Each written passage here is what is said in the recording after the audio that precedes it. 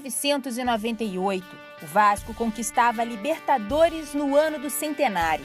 A taça, objeto de desejo de todos os clubes sul-americanos, foi mais uma vez levantada pelo gigante da colina. Isso porque 50 anos antes, no Chile, a América seria conquistada pela primeira vez.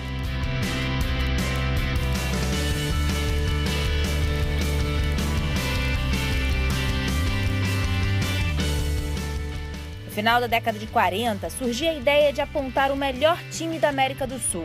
Para isso, os dirigentes do Colo-Colo organizaram um torneio com os campeões nacionais do continente, num sistema de pontos corridos, em turno único.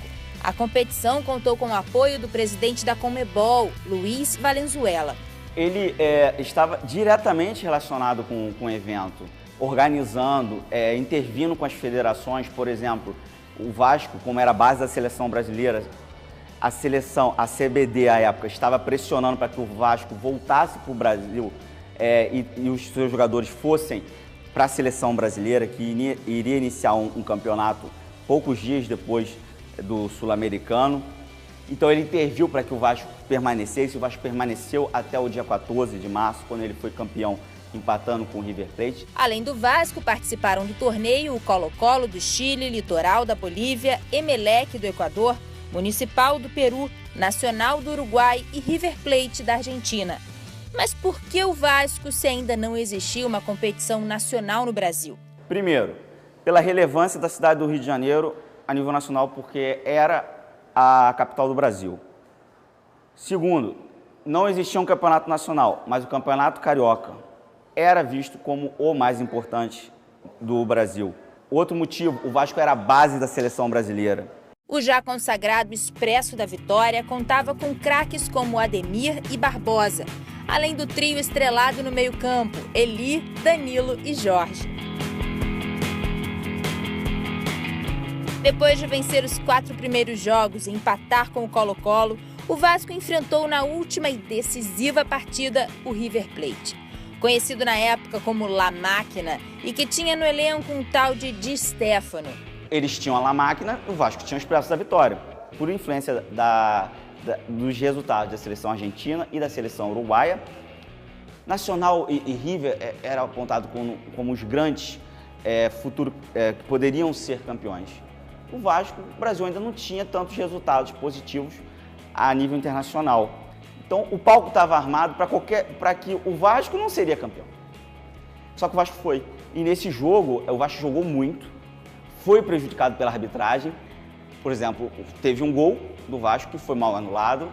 Isso tanto a crônica brasileira, esportiva brasileira, chilena, questiona que de fato o gol foi legal.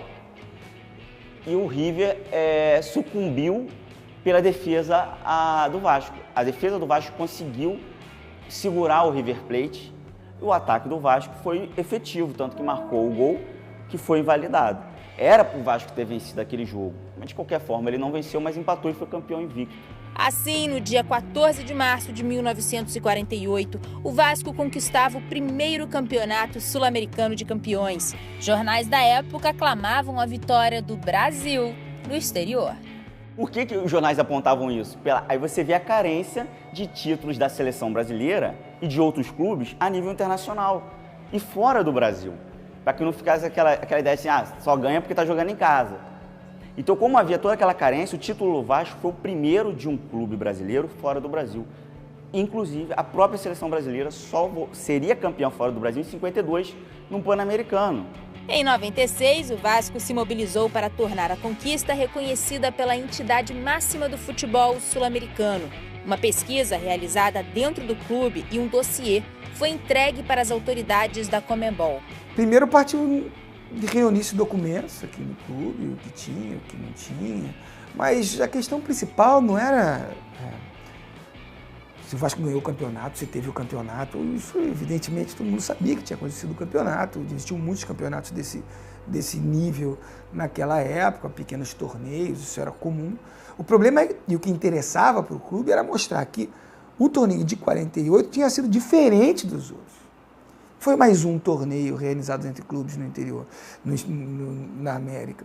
A ideia era mostrar que aquele torneio tinha um caráter oficial, E tinha tido uma repercussão efetiva da conquista. Além de serem lindos, os troféus são lindos. Você tinha um de cada jogo, né? Você tinha diversos troféus.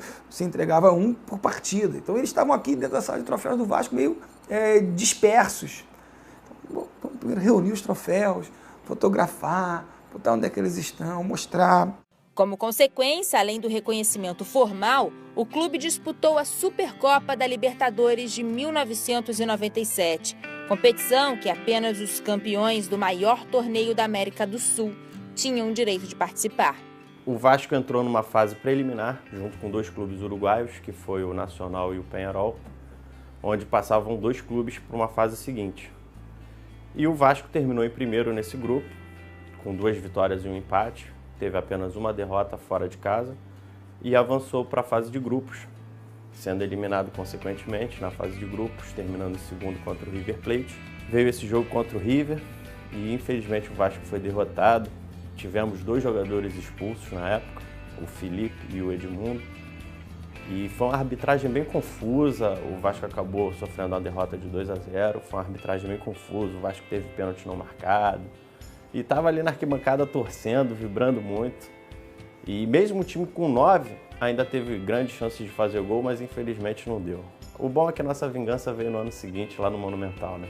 Em 2013, o site da Conmebol fez uma referência à Copa vencida pelo Vasco na página dos títulos da Libertadores. Um capítulo histórico do único clube carioca bicampeão da América. É importante para o torcedor, aos poucos, compreender, se identificar com a história do clube, se identificar com o que esse clube tem de diferente. É bacana ver como é que... Anos mais tarde, já profissional de história, eu estava no Chile e falei, agora eu vou... lembrei daquela pesquisinha, por acaso é o período que eu trabalho, também anos 40 e 50, fui lá pesquisando nos jornais, aí apareceu lá uma notícia, uma foto do Vasco, falei, caramba, o Vasco de novo. Pois é, torneio de 48, aí fui lá, a cobertura nos jornais chilenos também é impressionante, é muito bacana.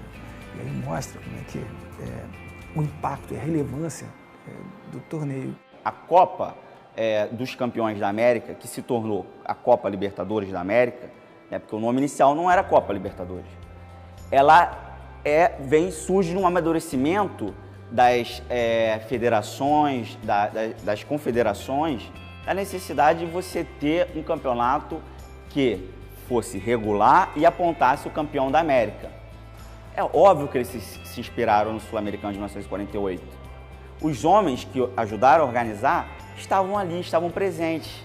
E é esse campeonato que vai ser o precursor da Libertadores, porque a ideia-chave é apontar um campeão da América, um campeão continental. Essa é a ideia-chave. Qual foi o primeiro campeonato? O Campeonato Sul-Americano de 1948.